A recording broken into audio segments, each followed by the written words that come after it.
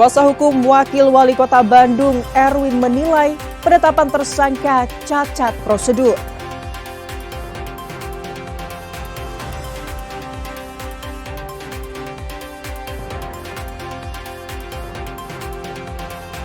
Tolak upah minimum sektoral, buruh unjuk rasa di Disnaker Provinsi Jawa Barat.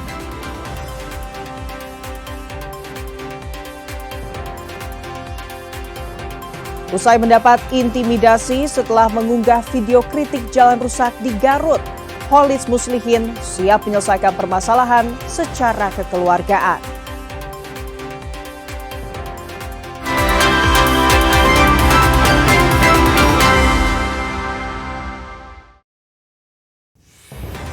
Selamat pagi saudara, selain ketiga informasi utama tadi, kami masih memiliki informasi menarik lainnya. Saya Fida Alatas akan menemani Anda dengan berita independen terpercaya. Kita simak Kompas Pagi selengkapnya.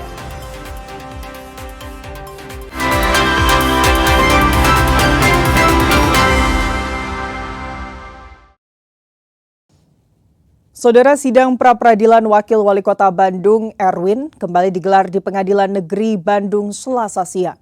Dalam persidangan, kuasa hukum Erwin menilai penetapan tersangka cacat prosedur.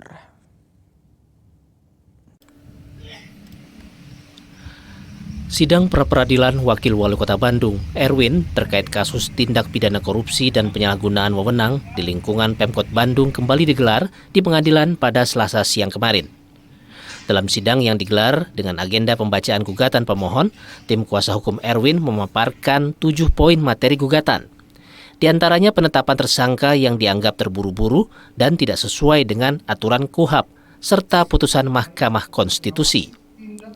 Tim kuasa hukum Erwin juga menyatakan bahwa surat penetapan tersangka baru diterima kliennya 1 hari setelah pengumuman di media massa dan disampaikan dengan cara yang tidak patut, yakni dititipkan kepada petugas keamanan pada malam hari. Selain itu, surat pemberitahuan dimulainya penyidikan atau SPDP juga diklaim belum diterima pihak Erwin, meski sudah 27 hari berlalu sejak penetapan tersangka. Lebih lanjut, tim kuasa hukum mengungkap hasil pemeriksaan BAP pada 29 dan 30 Desember menyebut bahwa pihak penyidik hanya mencecar pertanyaan seputar tupoksi Wakil Wali Kota, tanpa menyodorkan bukti konkret mengenai keterlibatan Erwin dalam jual beli jabatan maupun proyek. Pihak kuasa hukum justru menyoroti bukti berupa grup percakapan WhatsApp bernama Pendopo, yang di dalamnya terdapat interaksi antara Wali Kota Bandung Muhammad Farhan dan Wakil Wali Kota Bandung Erwin dan Rendiana Awangga yang turut ditetapkan menjadi tersangka.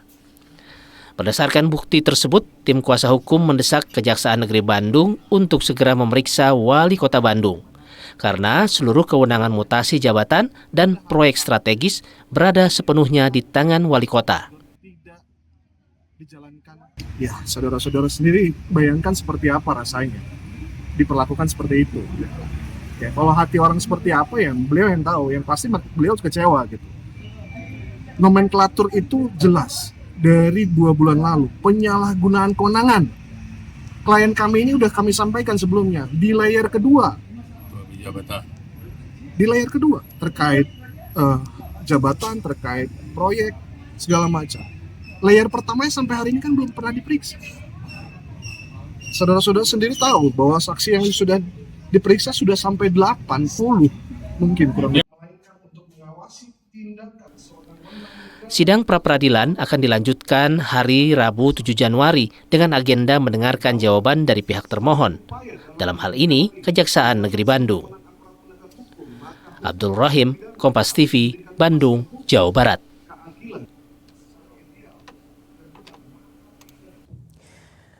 Sementara itu saudara, sebuah video viral di media sosial dan menyedot perhatian publik. Seorang pemuda di Garut tampak mendapat intimidasi setelah mengunggah video kritik kondisi jalan rusak di kampung halamannya.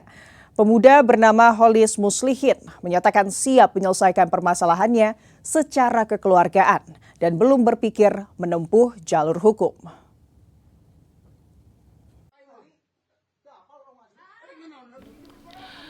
Video viral ini berawal saat Holis Muhlisin mengunggah konten kritik kondisi jalan rusak di Desa Panggali, Kecamatan Cisewu, Garut. Konten ini diunggah pada September 2025 dengan tujuan agar pemerintah memberikan perhatian dan segera melakukan perbaikan jalan. Namun, tak disangka, video kritik tersebut berujung pada peristiwa intimidasi. Dalam video yang beredar luas di media sosial, Holis tampak dikerubuti dan diminta memberikan penjelasan terkait konten yang dibuatnya. Holis menyatakan tak menyangka video kritik jalan rusak yang diunggahnya akan menjadi viral. Awalnya mungkin dari pihak kepala desa, mungkin dari keluarga kepala desa, mungkin dia kesal dengan postingan-postingan yang saya posting di Facebook gitu. Nah, sikap Mas sendiri sekarang gimana dengan ramainya video tersebut? Sebetulnya jadi grogi, campur aduk lah. Takut juga gitu. Takutnya kenapa? Takut diintimidasi kembali atau gimana? Takut diintimidasi lagi. Harapannya sih pengen ada perbaikan saja gitu ya. Demi Panggali, karena sudah lama jalan di Panggali rusak.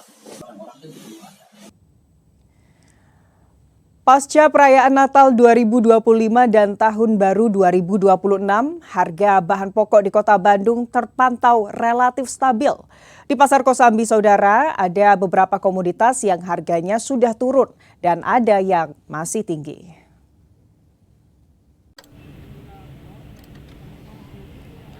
Aktivitas jual beli di Pasar Kosambi Bandung kembali normal setelah libur panjang akhir tahun. Sejumlah komoditas kebutuhan pokok seperti beras, telur ayam, daging ayam, cabai keriting hingga cabai rawit terpantau mengalami penurunan harga. Sementara daging sapi terpantau masih tinggi di harga Rp142.000 per kilogram. Harga tomat dan timun pun masih tinggi dibandingkan sebelum momen Natal dan Tahun Baru.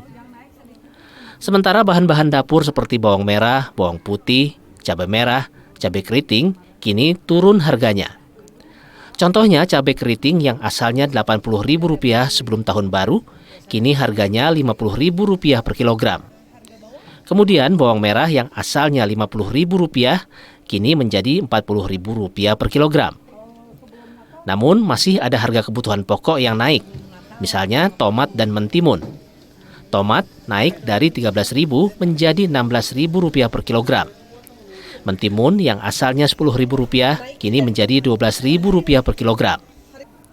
Kenaikan tersebut diduga karena faktor cuaca yang menyebabkan panen di tingkat petani juga menurun, sehingga stok di pasaran juga berkurang. Ada penurunan nih, kayak cabai kalau sebelum Tahun Baru kan 80 yang cabai keriting, sekarang 50. Rawit merah dari 80 sekarang 70. Cuma yang naik itu tomat aja dari 13 sekarang 16. Sama timun 10 jadi 12 sekarang. Yang lain-lainnya stabil. Bawang merah dari 50 sekarang 40. Aman. Sementara itu, untuk harga daging sapi, harganya cenderung stabil sejak akhir tahun lalu, yakni Rp140.000 hingga Rp142.000 per kilogram. Tim Liputan, Kompas TV, Bandung, Jawa Barat.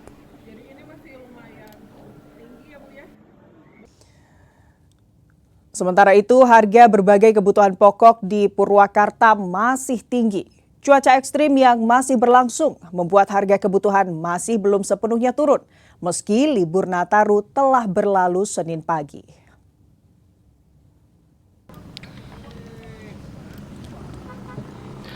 Pekan pertama di Tahun Baru 2026, harga sejumlah kebutuhan pokok di Pasar Rebo Purwakarta masih tinggi. Sebagian komoditas di pasar tradisional bahkan mengalami kenaikan tajam. Di antaranya, harga minyak goreng bersubsidi merek Minyak Kita yang masih dijual Rp18.000 per liter, jauh di atas harga eceran tertinggi atau HET, yakni Rp15.700 per liter. Begitu juga telur ayam yang masih bertahan di harga Rp32.000 per kilogram, di atas harga normal Rp26 hingga Rp27.000 per kilogram. Kenaikan tertinggi terjadi pada komoditas kacang tanah yang harganya melambung tinggi di awal tahun ini, yakni naik dari Rp30.000 menjadi Rp45.000 per kilogram. Untuk kacang udah hampir sebulan yang lalu kenaikannya lumayan signifikan, yaitu dari ngejual 30.000, sekarang modalnya udah hampir 42.000 per kilo. Itu ngejual berapa kalau 45.000. Dari ngejual 30.000 sekarang ngejual 45.000. Kacang naik tinggi. Naiknya tinggi banget. Kacang hijau sama kacang tanah. Berapa Bu kenaikan Bu? Hampir 10.000 per kilo. itu dipengaruhi apa sih Bu katanya Bu? Katanya nggak masuk barang impor.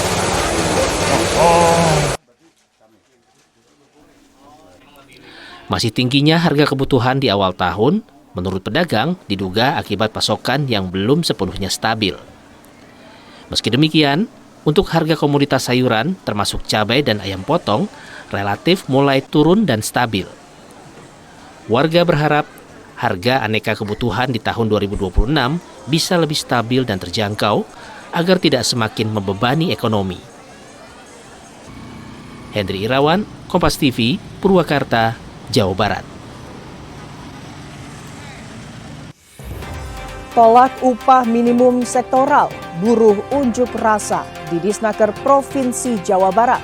Informasi selengkapnya usai jeda saudara, tetaplah di Kompas Pagi.